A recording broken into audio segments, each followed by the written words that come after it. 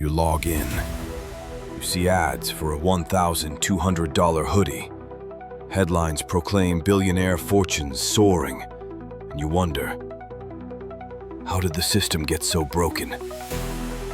Today, the richest 1% controls 43% of global financial assets. Their wealth grew by $33.9 trillion since 2015. Enough to end global poverty 22 times over.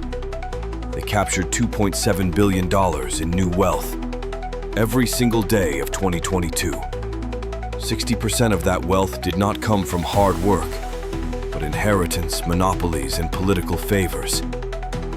The fortune of the richest 1% could end global poverty. Oxfam estimates their wealth is enough to fund large-scale poverty reduction programs. Fast fashion spews 92 million tons of textile waste every year, one garbage truck per second, while 2 billion people lack access to clean water. We consume 93 billion cubic meters of water producing clothes, 4% of all fresh water on Earth. Households in advanced economies carry debts exceeding 100% of their income. In Brazil, inequality is even more severe. The richest 10% control a vast portion of the country's wealth, while the poorest 50% hold barely a fraction. Industrial production emits 53 gigatons of CO2, equivalent in 2023, up 1.9% from last year. Power plants account for 38%, transport 21%, and industry 16%. Humanity consumes resources at a rate of 1.7 planets per year. The COVID-19 pandemic worsened inequality.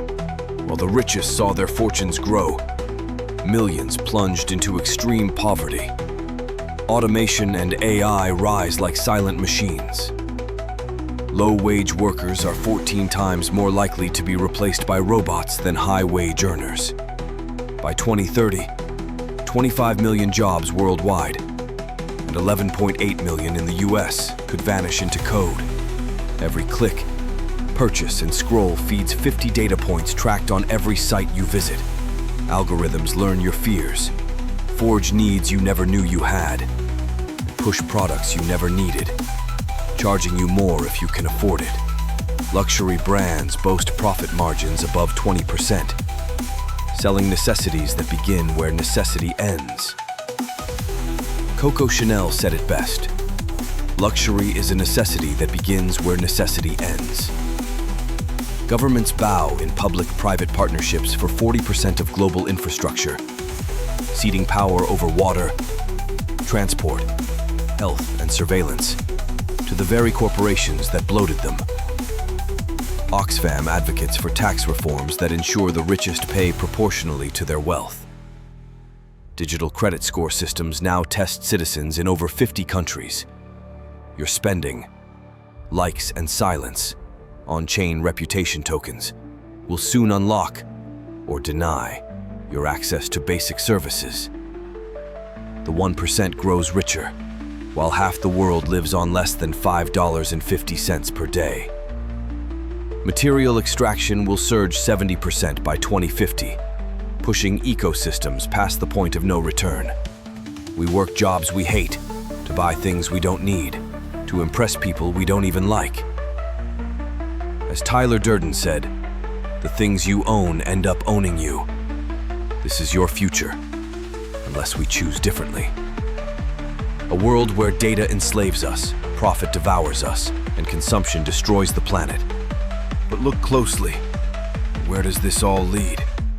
A world where billionaires harvest your data, where public services are privatized, where basic rights are tokenized, and your worth is determined by algorithms you'll never see.